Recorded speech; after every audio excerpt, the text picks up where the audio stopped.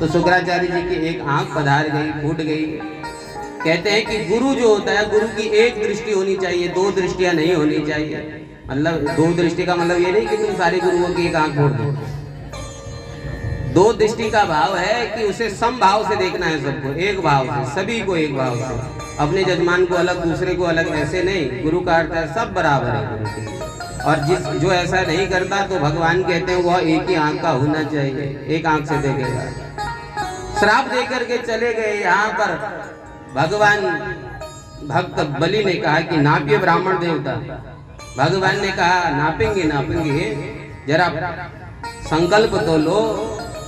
इदम ब्राह्मण रूपाय वामनाय त्रीणि पद भूमानि अहम संप्रददे। संकल्प लिया गया, प्रणाम करो हमें। प्रणाम करने के लिए बलि झुके हैं। भगवान ने कहा कि हमें प्रणाम करिए। श्रीमन नारायण के चरणों में प्रणाम किया, सो मेरे प्रभु विराट रूप धारण कर लिया। बोले विराट भगवान की। आहा, देखते देखते अरबों अरबों करोड़ों करोड़ों किलोमीटर के भगवान हो गए। बलि ने ऊपर को दिखा तो मुंह तो दिख ही नहीं रहा वामन भगवान का। पांव के नाखून तक भी ऐसा विशाल जान पड़ता है मानो कोई पृथ्वी ही हो, पृथ्वी का भाग ही हो। ऐसे अरबों किलोमीटर के भगवान हो गए। आहा, प्रभु ने एक चरण नीचे रखा, नीचे के लोक में, और दूसरा चरण प्रभु ने इतना लंबा किया कि 3 लोग प्रभु के चरणों के बीच में आ गए।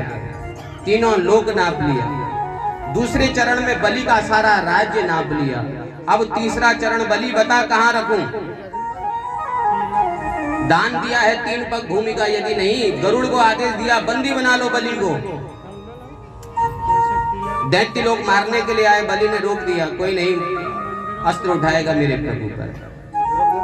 गरुड़ जी ने बंदी बना लिया बलि को। बता तीसरा चरण कहां रखूं? शास्त्र कहते हैं कि दान देने का संकल्प लेकर के जो दान नहीं करता उसे नरक में जाना पड़ता है।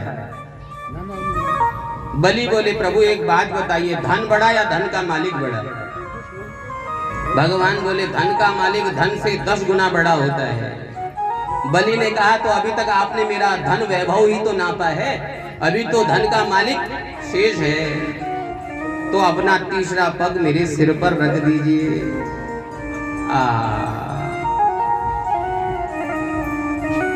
भगवान की आंखों से आंसू निकल गए। भगवान बोले वाह रे बलि, तुझे ठगने के लिए, तुझे छलने के लिए मैं आया था, लेकिन तूने मुझे ही छल दिया। भगवान ने तीसरा पग उठाया, राजा बलि के सिर पर रख दिया। राजा बलि की पत्नी आई, चरण अभिषेक किए हैं, विराट भगवान के चरणों का अभिषेक किया। बलि के दादाजी आए, प्रहलाद जी। प्रहलाद से कहा अरे पुत्र भक्त प्रहलाद, तुम्हारा पौत्र तो तुमसे भी अधिक दानी है, तुमसे भी अधिक भक्त है। बोले प्रभु मेरे पौत्र को मारिएगा नहीं, दबा करके मार न डालिएगा। अरे मैं कैसे मार सकता हूं? तुम्हें मैंने वरदान दिया है कि 21 पीढ़ी तक तेरे परिवार को मैं कुछ नहीं करूंगा। 7 कुल तेरे ननिहाल पक्ष के और 7 कुल तेरे ससुराल पक्ष के।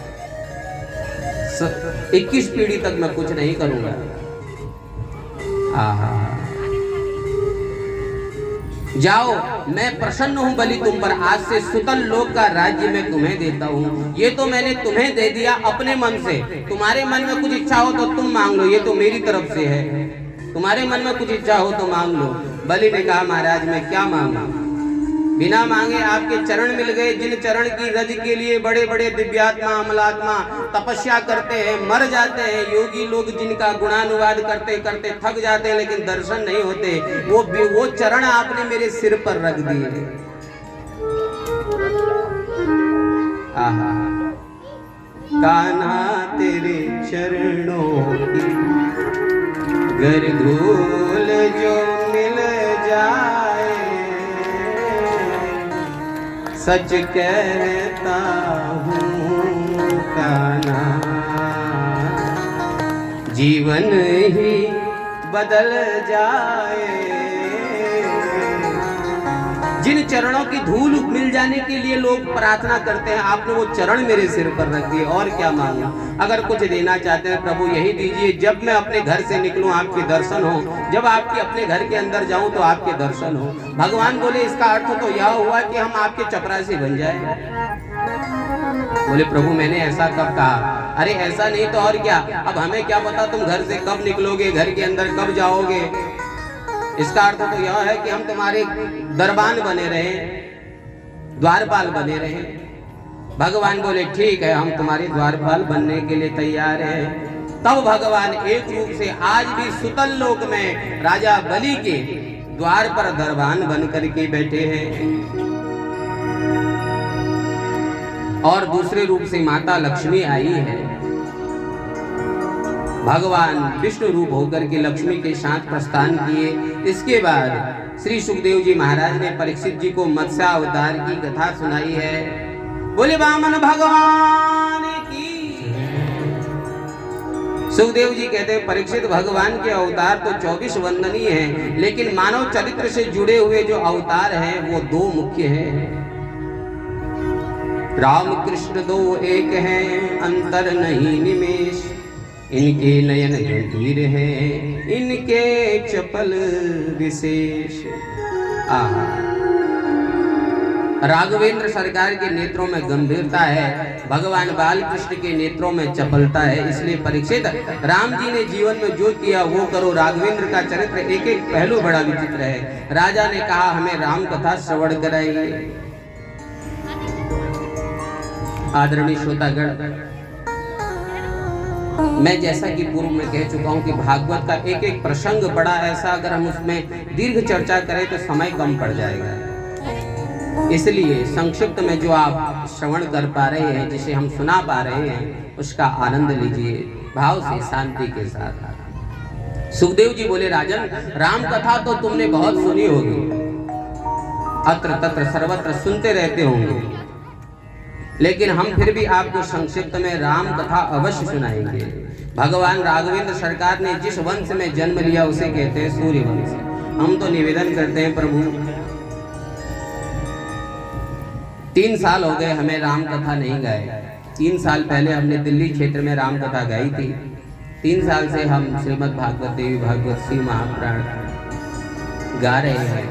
निवेदन करेंगे कि कोई यदि कथा करवाएगा तो एक बार हमसे राम कथा का भी जरूर श्रवण करिएगा। मन में बड़ी इच्छा है, क्योंकि राम कथा तो आवा। राघवेंद्र सरकार आइए। नारायण के पुत्र ब्रह्मा हुए, ब्रह्मा के पुत्र मरीचि हुए, मरीचि के पुत्र हुए कश्यप, कश्यप के पुत्र हुए सूर्य, और सूर्य के पुत्र हुए राजा वैवस्वत मनु। ये जो मनवंतर चल रहा है, ये मनवंतर का नाम है वैवस्वत। वैवस्वत नामा मनवंतर है। ध्यान दीजिए, कितने मनवंतर होते हैं? 14 मनवंतर होते हैं। अभी जो मनवंतर चल रहा है वो 7वां मनवंतर है। सप्तमे वैवस्वत नामा मनवंतरे। प्रातः काल पंडित जी जब संकल्प लेते हैं उसे बड़े ध्यान से सुनना चाहिए, उसमें हमारे वर्तमान का पूरा इतिहास है। अष्टाविंशतमे वैवस्वत नाम के मनवंतर में कलयुग 28वीं बार आया है। कलयुग कितनी बार आएगा इस मनवंतर में? 71 बार। कितनी बार? 71 बार। अभी 28वीं बार कलयुग आया है, तो 71 बार कलयुग, 71 बार सत्युग, 71 बार त्रेता, 71 बार द्वापर, तब ये मनवंतर पूरा होगा। इसके बाद जो मनवंतर आएगा उस मनवंतर में सावर्णी नाम के जो राजा हैं वो मनु होंगे। सावर्णी मनवंतर कहलाएगा। आजकल नवरात्र लगे हैं, तो नवरात्रों में जब आप दुर्गा सप्तशती का पाठ करें तो उसमें आता है सावर्णी सूर्य तनयो यो मनु कथ्यतेष्टमः। 8वां मनु जो है सावर्णी नाम के जो राजा होंगे वो मनवंतर, वो मनु कहलाएंगे। तो वैवस्वत नाम के राजा जो है सूर्य के पुत्र हैं। वैवस्वत मनु के मन में, वैवस्वत मनु जो है उनकी जो पुत्र है उनका नाम है प्रद्युम्न। भगवान शंकर जी के आश्रम में जाने से इन्हें स्त्रीत्व का रूप मिल गया। भगवान शंकर जी एक बार माता पार्वती के साथ विहार कर रहे थे।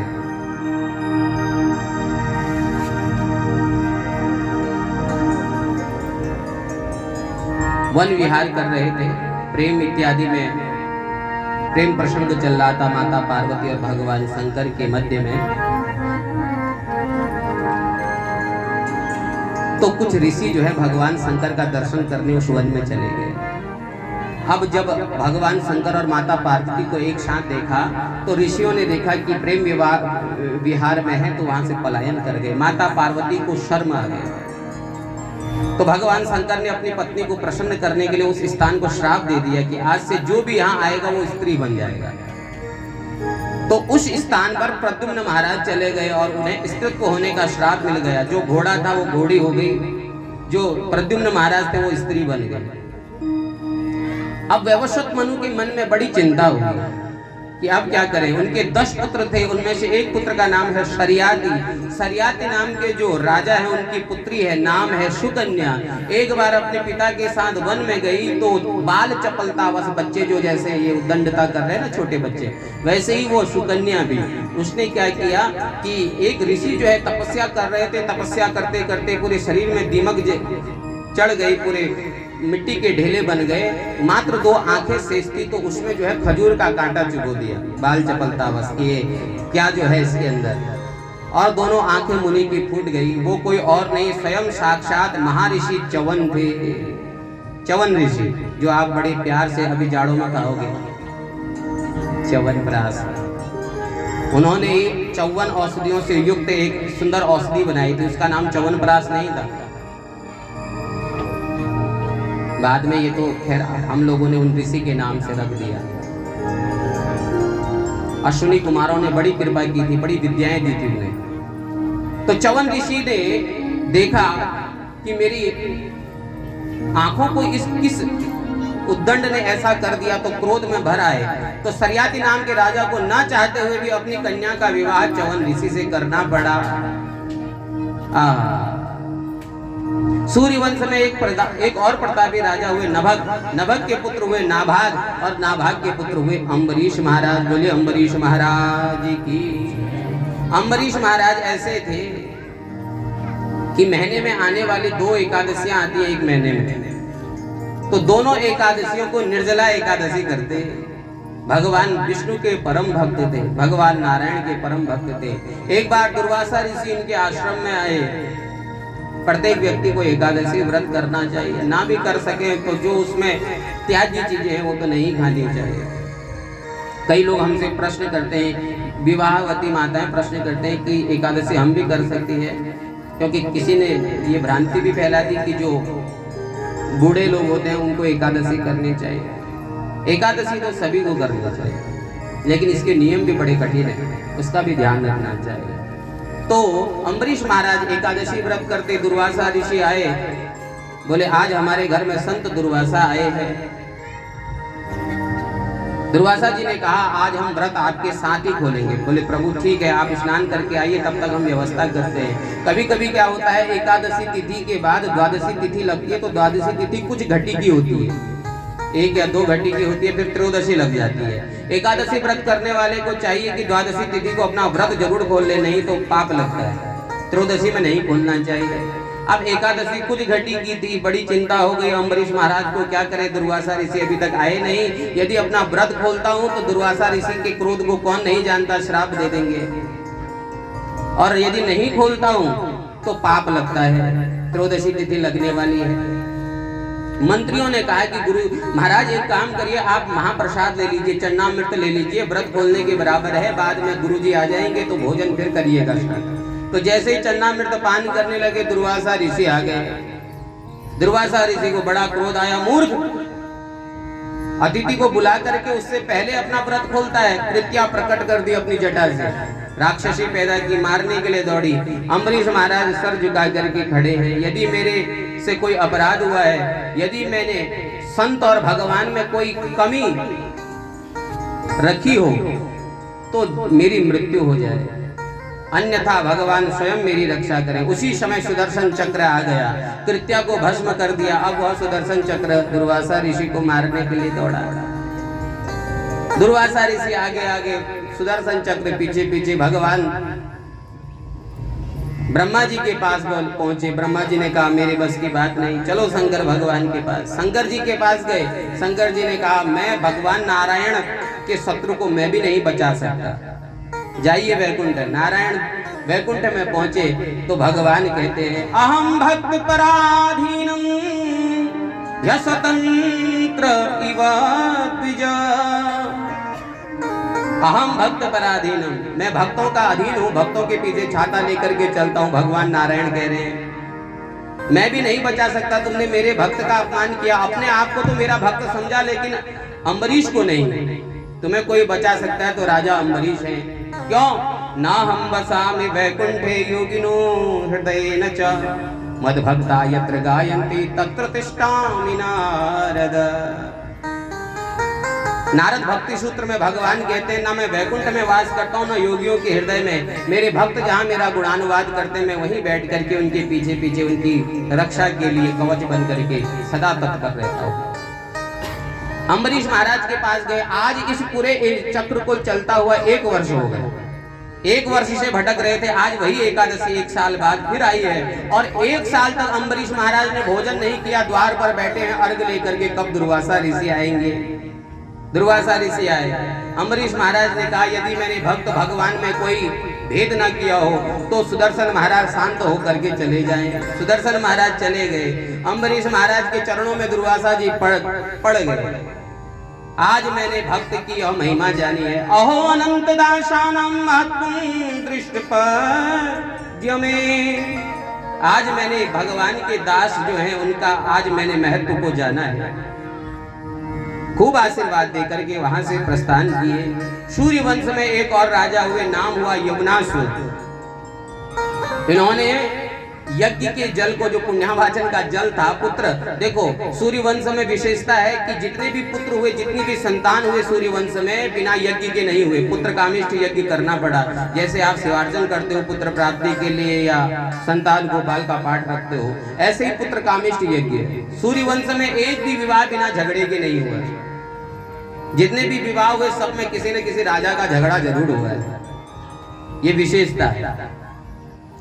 अब योनास महाराज जो है संतान नहीं है, वशिष्ठ ऋषि को बुलाकर पुत्र कामिष्ठ यज्ञ किया है। यज्ञ में पुण्यवाचन जो पंडित जी करते हैं, उस जल को रात्रि में प्यास लगने पर योनास महाराज ने पी लिया। दूसरे दिन गुरुजी आए। गुरुजी ने देखा कि जजमान ने गड़बड़ कर दी। बोले क्या किया तुमने? ये हमने क्या किया गुरुजी? अरे झूठ बोलते हो, सच बताओ। बोले रात्रि में प्यास लग गई थी। अब तो फल में भी भेद होगा, फल भी तुम्ही को मिलेगा, तुम्हारी पत्नी को नहीं मिलेगा, क्योंकि ये जल तुम्हारी पत्नी के लिए था। अब तुम्हारा गर्भ ठहरेगा, तुम्हारी पत्नी का नहीं। अब धीरे धीरे योनास महाराज का पेट बढ़ने लगा। तो वशिष्ठ ऋषि ने पहली शल्य चिकित्सा की, जो ये पेट फाड़ने का जो डॉक्टर करते हैं ना क्रिया, शल्य चिकित्सा, तो सबसे पहली सर्जरी जिसने की वो है वशिष्ठ ऋषि। उषा से पेट फाड़ा गया योनास महाराज का, बालक बाहर निकाला गया, योनास के पेट को फिर सिला गया। अब चिंता यह हो गई कि इस बालक को दूध कौन पिलावे। माता की स्तनों पर तो दूध नहीं है, पयोधर में दूध है नहीं, पिता दूध पिला नहीं सकता, दूध कौन पिलाए। तो स्वयं देवराज इंद्र आए और अपनी सबसे छोटी उंगली बालक के मुख में डाली, तो बालक का नाम पड़ गया मानधाता। बोले मानधाता महाराज की। ऐसे मानधाता थे जिन्हें कोई हरा नहीं सका, ऐसे सूर्यवंश के प्रतापी राजा। देवता भी इन्हें बुलाया करते देवासुर संग्राम में। ऐसे मानधाता के 5 पुत्र हुए। 5 पुत्रों में तीसरे नंबर के पुत्र है, नाम है मुचकुंद महाराज। भगवान श्री कृष्ण की कृपा इन पर द्वापर युग में हुई। ऐसे महान राजा थे मुचकुंद महाराज। आहा, इसी वंश में आगे चल करके एक राजा हुए, नाम हुआ बाहु। कई पत्नियां हैं बाहु की, राजा बाहु की।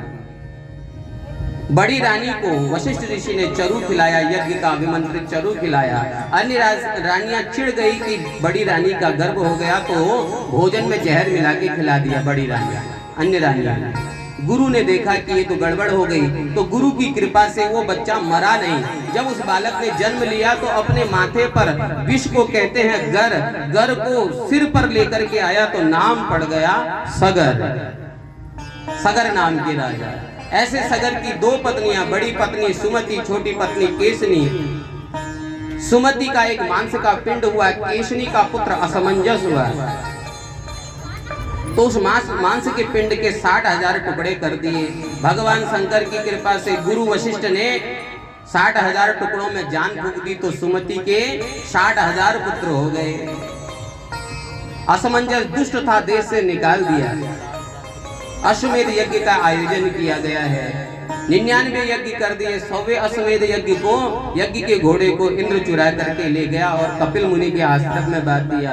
60,000 पुत्र गए हैं और एक ही स्थान पर खोदना प्रारंभ किया तो महा सागर बन गया। सागर के पुत्रों ने खोदा तो जल का बड़ा आलय बन गया, इसलिए समुद्र को सागर भी कहते हैं।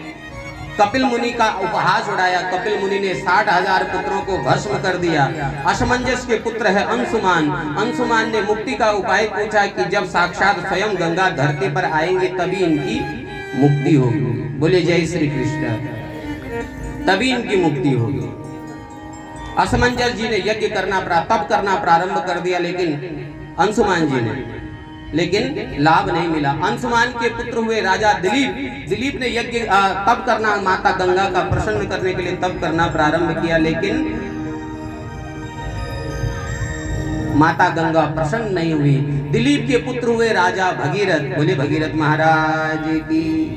भगीरथ ने तप करना प्रारंभ किया, अब माता गंगा प्रसन्न हुई। भगवान नारायण के चरणों से अब गंगा जी निकली है। एक दो शर्त मना करके आई कि भगवान मेरे बहन को भगवान शंकर ही धारण कर सकते हैं, 2-3 शर्तें मनाई है। अब वहां से निकली है भगवान विष्णु पदगामिनी, भगवान भगवती गंगा को कहते हैं विष्णु पदगामिनी। वहां से निकली तो ब्रह्मा जी के कमंडलू से निकली है तो तारा मंडल में पहुंची, ध्रुव लोक पहुंची है। वहां से सप्त ऋषि के सुंदर तारा मंडल में पहुंची, वहां से स्वर्ग लोक को पावन करती हुई अब स्वयं भगवान शंकर जी की जटा में पहुंची। जटों में तेरी जटा शंकरी, गले गरल भंडार जटा शंकर कहलाए, जटा शंकर कहलाए। जटों में तेरी जटा शंकरी, गले गरल भंडार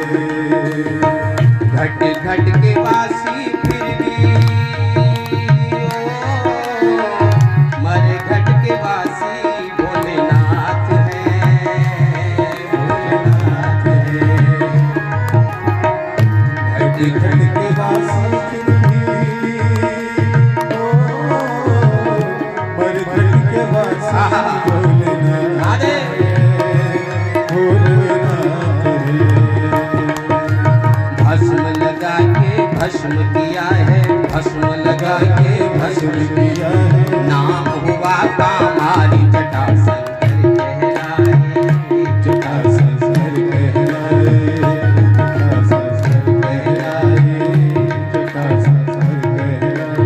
जटों में तेरी जटा शंकरी, गले करल भंडार जटा शंकर कहलाए, जटा शंकर कहलाए।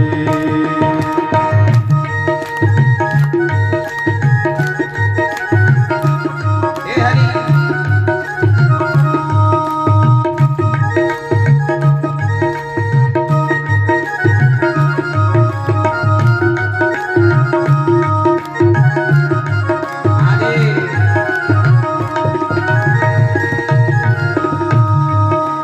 प्रभु भोलेनाथ कैसे हैं?